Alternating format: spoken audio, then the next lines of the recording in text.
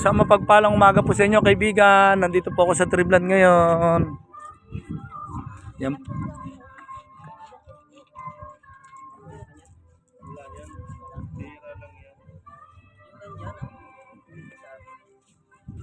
Ganyan kaya. Ano yan? Kabalita? Kabalita sa maliliit. Bira yan, nahahalo lang yan. Eto.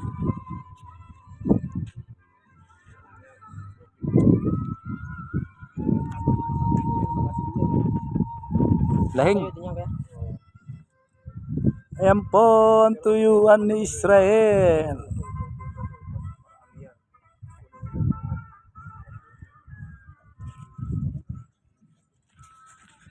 Po tayo sa Dreamland.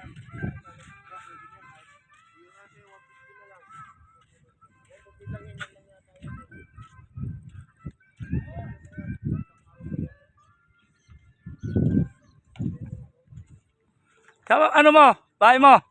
Saan ang ano mo? Pwesto mo? Ah, doon. Bay, mayaman ka na, nagpapayaman ka pa lalo. Mayaman ka na, nagpapayaman ka pa.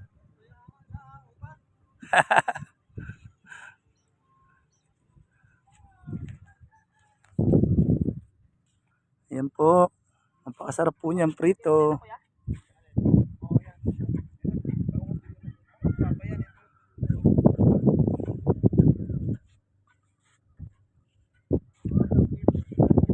Picture mo. Picture mo lahat. Lahat ng tuyo para pag may umorder sa'yo.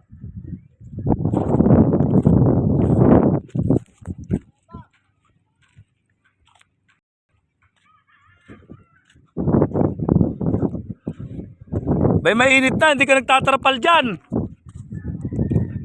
Bagay, sanay ka naman sa laot.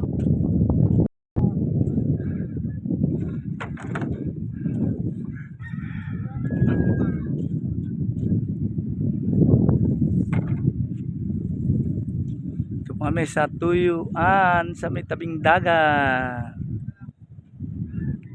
Napakaganda po ng tubig dito.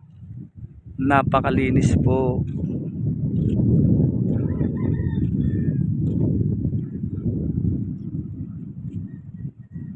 Yan po ang dagat dito, kaibigan.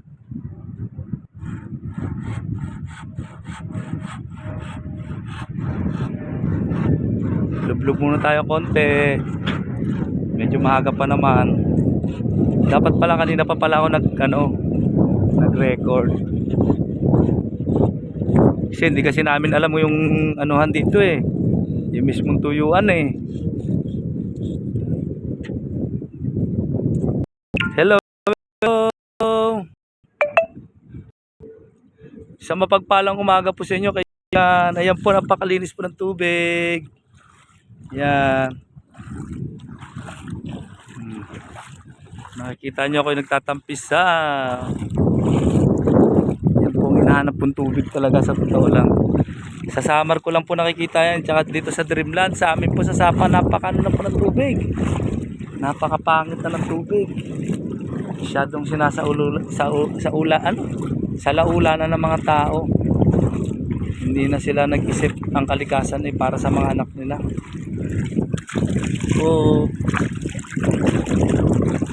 muna gaano para po kahit paano matanggal po ang rayuma ko.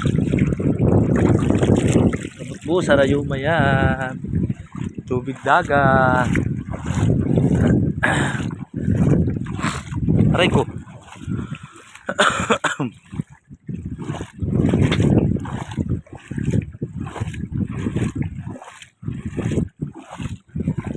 Ayan po, may mga kasama pong bato-bato. Kung nakikita nyo po yan, oh, yan po yung mga bato. Andiyan po nagtatago ang mga isda at talimasag. Puntahan ko po yan, kaibigan. Isang mapagpalang umaga sa inyo, kaibigan. Mag-iingat po kayo palagi. Ayan po, medyo malapit na po ko at medyo malalim-lalim na ng konti. Baka po tayo malunod dito. Hindi po ako marunong lumangoy sa mababaw na tubig. Maraming salamat po, kaibigan.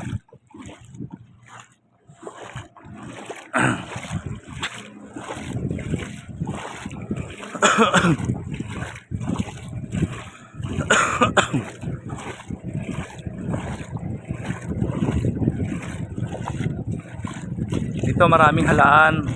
Dito kami dati nangunguha ng halaan. Di na nga ako may halaan. Dati po may halaan po rito, marami po. Ngayon wala po. Hindi na po napapanahon. Panapanahon pala yun.